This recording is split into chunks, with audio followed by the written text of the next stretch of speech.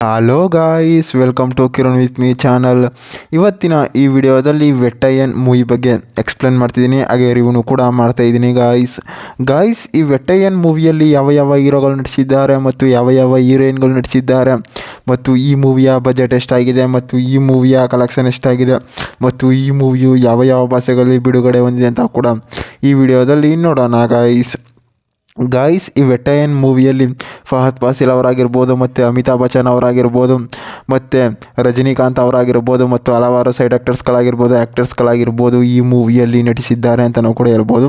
ಮತ್ತು ಈ ವೆಟ್ಟಯ್ಯನ್ ಮೂವಿಯ ಬಜೆಟ್ ನೋಡೋದಾದರೆ ಸುಮಾರು 300 ಕೋಟಿ ಬಜೆಟನ್ನು ಹಾಕಿದ್ದಾರೆ ಮತ್ತು ಈ ಮೂವಿಯ ಕಲೆಕ್ಷನ್ಸ್ ನೋಡೋದಾದರೆ ಸುಮಾರು 260 ಕೋಟಿ ಬಾಕ್ಸ್ ಆಫೀಸ್ ಕಲೆಕ್ಷನ್ ಆಗಿದೆ ಅಂತಲೂ ಕೂಡ ಹೇಳ್ಬೋದು. ಮತ್ತು ಈ ಮೂವಿಯ ಮೇನ್ ಲ್ಯಾಂಗ್ವೇಜ್ ಬಂದು ತಮಿಳ್ ಆಗಿದೆ ಮತ್ತು ಕನ್ನಡದಲ್ಲಿ ಕೂಡ ಡಬ್ ಮಾಡಿದ್ದಾರೆ ಮತ್ತು ಹಿಂದಿಯಲ್ಲಿ ಕೂಡ ಡಬ್ ಮಾಡಿದ್ದಾರೆ ಮತ್ತು ತೆಲುಗಿನಲ್ಲಿ ಕೂಡ ತೆರೆಗೊಂಡಿದೆ ಮತ್ತು ಮಲಯಾಳಂನಲ್ಲಿ ಕೂಡ ಡಬ್ ಮಾಡಿದ್ದಾರೆ ಅಂತಲೂ ಕೂಡ ಹೇಳ್ಬೋದು. ಮತ್ತು ಈ ವೆಟ್ಟಯ್ಯನ್ ಮೂವಿಯಲ್ಲಿ ಅನಿರುದ್ಧ್ ಅವರು ಬ್ಯಾಕ್ಗ್ರೌಂಡ್ ಮ್ಯೂಸಿಕ್ ಆಗಿರ್ಬೋದು ಮತ್ತು ಸಾಂಗ್ಸ್ಗಳಾಗಿರ್ಬೋದು ಈ ಮೂವಿಯಲ್ಲಿ ಕೊಟ್ಟಿದ್ದಾರೆ. ಮತ್ತು ಫಹದ್ ಫಾಸಿಲ್ ಅವರು ಕೂಡ ಸಖತ್ತಾಗಿ ಆ್ಯಕ್ಟಿಂಗನ್ನು ಕೂಡ ಮಾಡಿದ್ದಾರೆ ಅಂತಲೂ ಕೂಡ ಹೇಳ್ಬೋದು.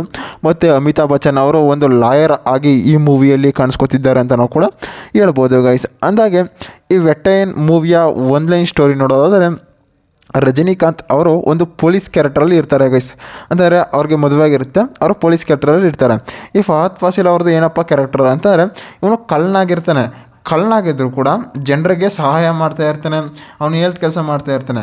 ಅವಾಗ ಏನು ಮಾಡ್ತಾರೆ, ರಜನಿಕಾಂತ್ ಅವರು ಅವರ ಅಸಿಸ್ಟೆಂಟಾಗಿ ಇಸ್ಕೋತಾರೆ, ಅಂದರೆ ಫಹದ್ ಫಾಸಿಲ್ನ ಅಸಿಸ್ಟೆಂಟಾಗಿ ಇಸ್ಕೊಳ್ತಾರೆ. ಅಂದರೆ ಒಂದು ಮಗ ರೀತಿ ನೋಡ್ಕೋತಾ ಇರ್ತಾರೆ. ಯಾಕಪ್ಪ ಅಂತಂದರೆ ಅವನು ಎಲ್ಲ ಕ್ರಿಮಿನಲ್ ಮೈಂಡ್ಗಳು ಗೊತ್ತು ಅಂತಾರೆ, ಕಂಪ್ಯೂಟರ್ನ ಹ್ಯಾಕ್ ಮಾಡೋದಿರ್ಬೋದು ಎಲ್ಲನೂ ಕೂಡ ಒಂದು ಸಿಸ್ಟಮ್ಗಳನ್ನು ಆಪ್ರೇಟರ್ ಮಾಡ್ತಾ ಇರ್ತಾನೆ. ಅದಕ್ಕಾಗಿ ಏನು ಮಾಡ್ತಾನೆ, ಫಹದ್ ಫಾಸಿಲ್ ಅವರು ರಜನಿಕಾಂತ್ ಅಸಿಸ್ಟೆಂಟಾಗಿ ಇರ್ಕೋತಾರೆ. ಅವಾಗ ಏನು ಮಾಡಿರ್ತಾರೆ, ಒಂದು ಐಜಾಕ್ ಅಂತ ಮಾಡ್ತಾರೆ. ಐಜಾಕ್ ಅಂತ ಮಾಡಿದಾಗ ಏನು ಮಾಡ್ತಾರೆ, ಈ ರಜನಿಕಾಂತ್ ಅವರ ಸಿಸ್ಟರ್ ಏನು ಮಾಡ್ತಾರೆ, ಒಂದು ತಮಿಳ್ನಾಡು ಕಾಲೇಜಲ್ಲಿ ವರ್ಕನ್ನು ಮಾಡ್ತಾ ಇರ್ತಾರೆ.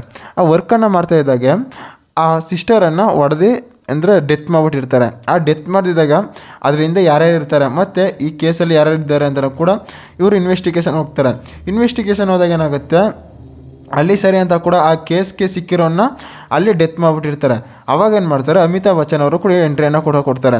ಯಾಕಂದರೆ ಆ ಕೇಸಲ್ಲಿ ಅವನು ಎಂಟ್ರಿ ಆಗಿಲ್ಲ, ನೀವು ಅವನನ್ನು ಡೆತ್ ಮಾಡಿದ್ದಾರೆ, ಆ ಕೇಸಲ್ಲಿ ಇನ್ನೊಬ್ಬರು ಎಂಟ್ರಿ ಆಗಿದ್ದಾರೆ ಅಂತ ಕೂಡ ಅಮಿತಾಬ್ ಬಚ್ಚನ್ ಅವರು ವಾದವನ್ನು ಮಾಡ್ತಾ ಇರ್ತಾರೆ. ಅವಾಗ ಏನಾಗುತ್ತೆ, ಅಮಿತಾಬ್ ಬಚ್ಚನ್ ಮತ್ತು ರಜನಿಕಾಂತ್ ಅವರು ಇಬ್ಬರ ಮಧ್ಯೆ ಒಂದು ವಾದ ವಿವಾದ ಸ್ಟಾರ್ಟ್ ಆಗುತ್ತೆ. ಮತ್ತು ಎಂಟ್ರಿ ಕೇಸ್ ಓಪನ್ ಆಗುತ್ತೆ.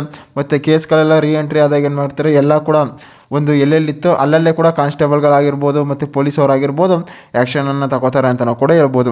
ಮತ್ತು ಈ ವೆಟ್ಟಯ್ಯನ್ ಮೂವಿಯಲ್ಲಿ ಡೈಲಾಗ್ಗಳಾಗಿರ್ಬೋದು ಮತ್ತು ಬ್ಯಾಕ್ಗ್ರೌಂಡ್ ಮ್ಯೂಸಿಕ್ ಆಗಿರ್ಬೋದು, ಸಾಂಗ್ಸ್ಗಳಾಗಿರ್ಬೋದು ಮೂವಿಯಲ್ಲಿ ಸಾಕಾಗಿ ಕೂಡ ಕೊಟ್ಟಿದ್ದಾರೆ ಅಂತ ನಾವು ಕೂಡ ಹೇಳ್ಬೋದು.